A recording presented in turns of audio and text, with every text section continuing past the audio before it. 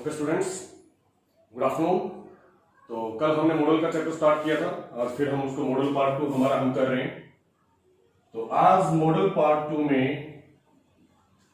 हमारे पास जो हमारे मॉडल्स हैं वो यहाँ पे मैंने लिखे हुए हैं, आपको दिख भी रहे होंगे। कैन, मे, दो मॉडल हमें डिस्कस करने हैं अभी, इन्हीं को हम डिस्कस करेंगे, कैन को और मे को। तो आप ध्यान से देखेंगे, कैन के आगे मैंने लिखा है एबिलिटी और मे के आगे लिखा है पॉसिबिलिटी। इनको थोड़ा सा और मैंने डिवाइड किया है। कैन का मीनिंग होता है बी एबल टू, मे का मीनिंग होता है पॉसिबली, शैल और विल का मीनिंग होता है लाइकली। ठीक है, तो सबसे पहले हमें जो यहाँ पे सीखना है वो क्या सीखना है, पहले हम उसकी बात करेंगे। कैन का मतलब होता है कैपेसिटी, कैपेसिटी शो करना, एबिलिटी शो करना। मे का मतलब होता है पॉसिबिलिटी। तो सबसे पहला जो एग्जांपल मैंने लिख रखा है, सबसे पहले एग्जांपल में आप देखेंगे मैंने क्या लिख रखा है, ही, मे और कैन, दोनों वहां पे मैंने उसका यूज कर रखा है, मे का और कैन का। तो यहां पर मे आएगा या कैन आएगा, अभी आप लोगों को देखना है। तो यहां पर आप मे का यूज करो या कैन का यूज करो, दोनों सही है। डिफरेंस क्या है, जो कैन है वो ही के लिए यूज होता है और मे हेल्प। हेल्प हमारी यहां पे क्या है, वर्ब है। वर्ब का मतलब क्या होता है, एक्शन होता है। तो जो मे यहां पे मॉडल जो इंटेंशन शो करेगा वो किसके लिए करेगा, एक्शन के लिए करेगा। करें किसके लिए करेगा, ही के लिए, क्योंकि काम करने की कैपेसिटी किसमें है, ही में। ही में काम करने की कैपेसिटी है। एक्शन होगा कि नहीं होगा वो कौन बताता है, मैं बताता है। तो सिंपल सी लैंग्वेज में मैं आपको एक बात बता देता हूं, कैन कैपेसिटी बताता है, काम होगा कि नहीं होगा वो कौन बताता है, मैं बताता है। तो कुछ एग्जांपल्स मैंने आपके लिए छोड़ रखे हैं, तो आओ इनको कंप्लीट करते हैं। If you request him he dash help you, तो यहां पे मे आएगा या कैन आएगा, तो मैं आपको बता देता हूं, यहां पे कैन नहीं आएगा, यहां पे क्या आएगा, मे आएगा। अगर आप कैन लिखोगे तो गलत हो जाएगा, क्योंकि अगर आप किसी को रिक्वेस्ट करोगे उसमें कैपेसिटी नहीं आएगी, है ना। अगर आप किसी को रिक्वेस्ट करोगे तो उसमें कैपेसिटी नहीं आएगी। अगर पहले किसी के पास कैपेसिटी है तो रिक्वेस्ट करने से पॉसिबिलिटी बढ़ जाती है कि वो काम हो सकता है ना। अब अगर आप किसी अनपढ़ आदमी को बोलो कि वो बैंक में जाके जॉब करने लग जाए तो उसमें कैपेसिटी आ जाएगी। आप उसको कितने भी रिक्वेस्ट कर लो वो बैंक में जॉब नहीं कर सकता। ठीक है, तो यहां पे इसलिए क्या नहीं आएगा, मे आएगा। This man dash speak English fast, अभी पॉसिबिलिटी है, कैपेसिटी है। अब खुद सोच के देखो, फ्लुएंटली इंग्लिश बोलना कैपेसिटी है, पॉसिबिलिटी है, जाहिर सी बात है कैपेसिटी है, तो कहना आएगा। We should walk fast else we dash late, अब यहां पे मे आएगा, कहना आएगा। ये देखो हमने क्या लिख रखा है, वी शुड वॉक फास्ट, हमें तेज चलना चाहिए। अब वहां पर लेट होने की पॉसिबिलिटी होगी, कैपेसिटी होगी, तो लेट होने की पॉसिबिलिटी होगी तो क्या होगा, वे मे गेट लेट, नहीं तो हम क्या हो जाएंगे, लेट हो जाएंगे। पॉसिबिलिटी बढ़ जाएगी लेट होने की, कैपेसिटी नहीं बढ़ेगी। इट डैश रेन टुनाइट, तो यहां पे जो रेन का होना है, हैपनिंग है, जाहिर सी बात है, वो पॉसिबिलिटी है, कैपेसिटी है। तो हैपनिंग तो ऑटोमेटिक क्या होती है, हमारी पॉसिबिलिटी होती है। अब सेम सेंटेंस लिख रखा है मैंने, सिर्फ यहां पे क्या ऐड कर रखा है, नॉट। अब क्या आएगा, मे या कैन, तो ध्यान देंगे नॉट मे के साथ कभी भी नहीं आता, कैन आएगा। इस बात पे ध्यान देंगे, मे के साथ नॉट नहीं लिखा जाता, नॉट के साथ क्या लिखा जाता है, कैन नॉट। इम्पॉसिबिलिटी, ये पॉसिबिलिटी है और ये क्या है, इम्पॉसिबिलिटी।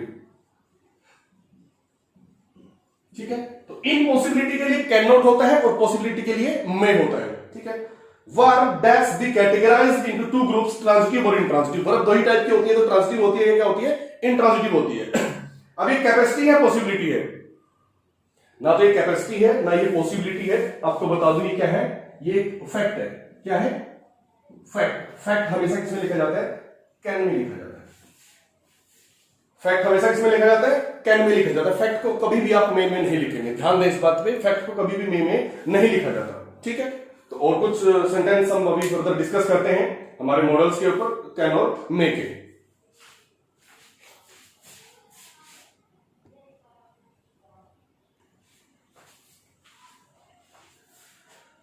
तो ओके स्टूडेंट्स, ये कुछ सेंटेंस मैंने आपके सामने फिर लिख दिए हैं, तो ध्यान देंगे इन सेंटेंस पे।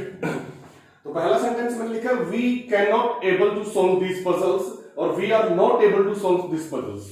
तो यहां पे ध्यान देने की बात क्या है, मैंने आपको बताया था कि जो कैन होता है उसका मीनिंग क्या होता है, बी एबल टू। और मे का मीनिंग क्या होता है? पॉसिबली। ठीक है, तो यहां पर आपने कैन नॉट भी लिख दिया और बी एबल टू भी लिख दिया, तो दोनों एक साथ यूज नहीं होंगे। या तो आप कैन नॉट का यूज करो या फिर आप बी एबल टू का यूज करो। तो यहां से मैंने बी एबल टू को हटा दिया और we can not solve this puzzle, या फिर ऐसे लिखो we are not able to solve this puzzle. ध्यान रहे यहां पे जो एबल है, यहां पे ये क्या है? एडजेक्टिव है। एबल क्या है? एडजेक्टिव है, मॉडल नहीं है। ध्यान से फिर बता देता हूं, ध्यान से सुनना इस बात को। एबल एडजेक्टिव है। एडजेक्टिव कब आता है? लिंकिंग वर्ब की बात आता है। लिंकिंग वर्ब हमारी क्या है? आर है। ठीक है, ये हमारा मॉडल है। सेम है, ही मे पॉसिबली गेट थ्रू इट, तो मे के साथ पॉसिबली का यूज नहीं होगा। हम इसको ऐसे लिख सकते हैं, he may get through it, और नहीं तो it is possibly that he gets through it. तो ये दो सेंटेंस है, तो ये दो सेंटेंस है, दोनों के सेम मीनिंग है। बस यहाँ पे डिफरेंस आपको क्या बताया कि कैन के साथ एबल टू का यूज नहीं होगा और मे के साथ पॉसिबली का यूज नहीं होगा। फिर हम आते हैं यहाँ पे फिफ्थ सेंटेंस पे। फिफ्थ सेंटेंस में आप देख पा रहे हैं, I am not able to remember your name. ठीक है, I am not able to remember your name. देखेंगे यहाँ पे हमने कैन यूज नहीं किया, एबल टू यूज कर दिया। सही सेंटेंस, कोई दिक्कत नहीं है। लेकिन हम यहाँ पे इस वर्ब की बात करेंगे, रिमेंबर। इस वर्ब की बात करेंगे, decide. I can't decide what to do it. ठीक है, तो ये क्या होती है? ये जो टेम्परेरी टाइप की हमारी हम कह सकते हैं कि जैसे हम रिमेंबर वर्ब हम यूज कर रहे हैं, तो रिमेंबर का मीनिंग क्या होता है? रिमेंबर से हम क्या समझते हैं? रिमेंबर का मतलब होता है याद करना, याद होना। ठीक है, और डिसाइड का मतलब क्या होता है? कुछ तय करना। ठीक है, तो जो रिमेंबर है ये हमारी टेम्परेरी इनएबिलिटी है। ये वर्ब मैंने लिख रखी है यहाँ पे, कुछ वर्ब होती है, feel, smell, taste, hear, see, remember, decide, forget, understand, think. ये हमारी क्या होती है? टेम्परेरी इनएबिलिटी होती है। ऐसा तो नहीं है कि कोई मतलब इंसान में कोई ऐसी कैपेसिटी नहीं है जो किसी का नाम ना याद कर पाए। इजिली नाम याद कर सकता है, लेकिन ये करेंगे I am not able to remember your name. ठीक है, अभी के लिए टेम्परेरी इनएबिलिटी है, तो टेम्परेरी इनएबिलिटी के लिए हम क्या यूज करते हैं? कांट का यूज करते हैं, जैसे मैंने यहाँ पे कर रखा है। तो हम क्या लिखेंगे यहाँ पे? I can not remember your name. तो I am not able to नहीं लिख पाएंगे, जहां पे हम टेम्परेरी इनएबिलिटी शो करते हैं। ऐसा नहीं है कि इंसान किसी का नाम नहीं याद कर सकते, इंसान सबका नाम याद कर सकते हैं, लेकिन अभी टेम्परेरी इनएबिलिटी है। ठीक है, I can't decide what to do, फिलहाल के लिए डिसाइड नहीं कर पा रहा, थोड़ी देर बाद सोच लेगा उसके बारे में, क्या करना है क्या नहीं करना, उसके बाद तो डिसाइड कर पाएगा। तो ये टेम्परेरी इनएबिलिटी है, तो टेम्परेरी इनएबिलिटी के लिए हम कांट यूज करते हैं। आगे देखेंगे, after the training is over you, लिखा ही मैंने इसमें, you can easily solve this questions. मैंने क्या लिख दिया? अब एक बात कहो, after the training is over, अभी तक जितने भी हम कैन का यूज कर रहे थे वो प्रेजेंट की जो एबिलिटी होती है उनकी बात कर रहे थे। ये जो एबिलिटी है यहाँ पे, या मेरे को बताएंगे कि एबिलिटी प्रेजेंट की है, कब की है? ये एबिलिटी फ्यूचर की है, क्योंकि ट्रेनिंग अभी चल रही है। ट्रेनिंग खत्म होने के बाद वो इस तरह के क्वेश्चन को क्या कर पाएगा? सोल्व कर पाएगा। तो आप फ्यूचर की एबिलिटी के लिए कैन यूज नहीं कर पाएंगे, वहां पर लिखना पड़ेगा आपको विल बी एबल टू। तो you will be able to easily solve this questions. आगे बात समझ में? You will be able easily to solve this questions. Future की अगर कोई भी हमें कोई भी कैपेसिटी, कोई भी एबिलिटी बतानी है किसी पर्सन की, तो हम वहां पे कैन का यूज नहीं करेंगे, शैल बी एबल टू या विल बी एबल टू का यूज करेंगे। इस बात का ध्यान रहे। You dash vote only after you are reading. अब ये क्या है? ये कैपेसिटी है, फ्यूचर की कोई एबिलिटी है, या क्या है? आपको मैं बता दूं, ये परमिशन है। जैसे मैंने एक सेंटेंस लिखा, कैन परमिशन के लिए भी यूज होता है। यू कैन गो होम, ये क्या है? कैपेसिटी है। कैपेसिटी तो नहीं है, घर जाने की कैपेसिटी थोड़ी होती है, तो परमिशन दी गई है कि आप घर जा सकते हो। तो इसलिए जब भी कुछ ऐसी परमिशन होती है जो हमें गवर्नमेंट से ग्रांट की जाती है, तो उनके लिए हम क्या यूज करते हैं? कैन यूज करते हैं। और यहां पे अगर आप कैपेसिटी की बात करोगे, एबिलिटी की बात करोगे, तो वोट तो कोई 5 साल का बच्चा भी डाल सकता है। क्या करना होता है? सिर्फ मशीन में जाके बटन प्रेस करना होता है। तो 5 साल के बच्चे में भी कैपेसिटी है, लेकिन ये कैपेसिटी नहीं है, ये परमिशन है। और ये परमिशन किसके द्वारा ग्रांटेड की जाती है?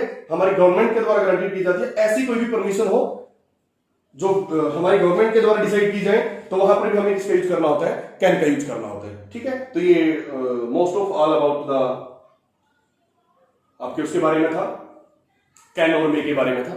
तो आई होप आपको अच्छे समझ में आया होगा। आगे हम और मॉडल्स करेंगे।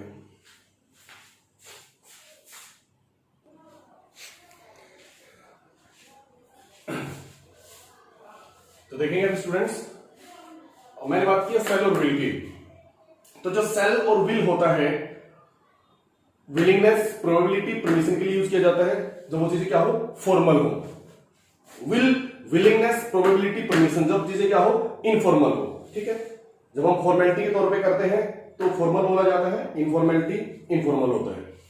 तो अभी देखेंगे, नीचे मैंने ये भी लिखा है कुड, वुड, सेल, शुड, ये भी बाद में समझाया जाएगा, ये भी बाद में समझाया जाएगा, पहले हम इनकी बात करते हैं। ठीक है, मैंने बोला I shall go there by car, ये क्या है, विलिंगनेस है, प्रोबेबिलिटी है, परमिशन है। ये विलिंगनेस है, उसकी इच्छा है, उसका इरादा है, तो क्या आ गया, सेल। विलिंगनेस बता दी, okay, they will win the match, ये बात कब कही जा रही है, मैच खेलने से पहले या मैच खेलने के बाद, मैच खेलने से पहले। तो ये क्या है, प्रोबेबिलिटी है, विलिंगनेस है, परमिशन है, ये प्रोबेबिलिटी है, तो वो भी किसके साथ बताई जाती है, विल के साथ, ये सेल के साथ। आइए अब यहां पे नीचे आइए, अब हमें क्या करना है, अब आपको एक चीज देखनी है। देखो ये फॉर्मल, इनफॉर्मल, ये यहाँ पे request permission, I, we, you क्यों लिख रहा हूं मैं, देखो जो स्पीकर होता है वो कौन होता है, या तो आई होता है या वी होता है।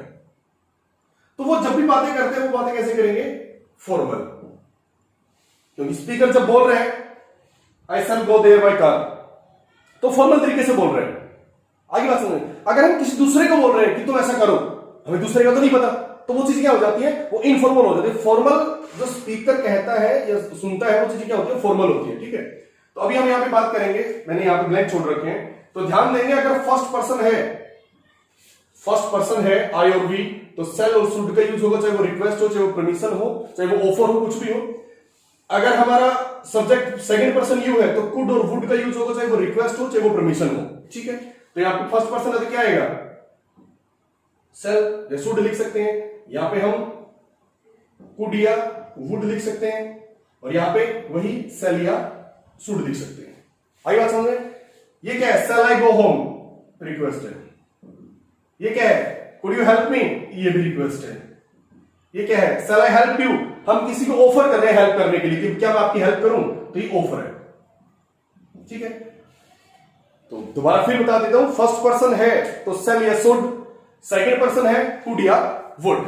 आई बात समझ में, अब आगे हम फर्दर इनके लिए, हाँ दूसरी बात, अब वो फॉर्मल क्यों होता है फर्स्ट पर्सन में, जब भी हम किसी कॉन्ट्रैक्ट के एग्रीमेंट या बॉन्ड करते हैं तो वहां पे देखा होगा आई सेल हियर डिक्लेयर, वहां पे क्लियर लिखा होता है, आई के साथ वहां पे किसका यूज किया जाता है, सेल का यूज किया, क्योंकि वहां पे जो काम करेगा वो बंदा वहां पे एट प्रेजेंट है, तो वो चीजें क्या होती है, फॉर्मल होती है। इसलिए कभी भी आप कॉन्ट्रैक्ट हो, एग्रीमेंट हो या बॉन्ड हो, उनमें देखेंगे सेल का ही यूज किया जाता है के साथ।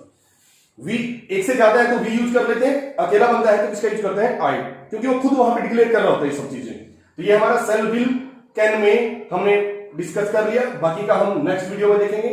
और किसी को कुछ समझ में ना आए तो आप मेरे से पूछ सकते हैं, दोबारा फिर मैं वही बात कहूंगा, ये बात मुझे स्टार्टिंग में कहनी चाहिए थी, बार बार मैं उस चीज को भूल जाता हूं, कि जो क्वालिटी है वीडियो की वो 480p, ध्यान रहे 480p, या मिनिमम 360, मैक्सिमम 480, तो ही आप क्वालिटी अच्छी रहेगी, तो आप अच्छे से लिख पढ़ पाएंगे, देख पाएंगे। Okay, thank you students, stay safe.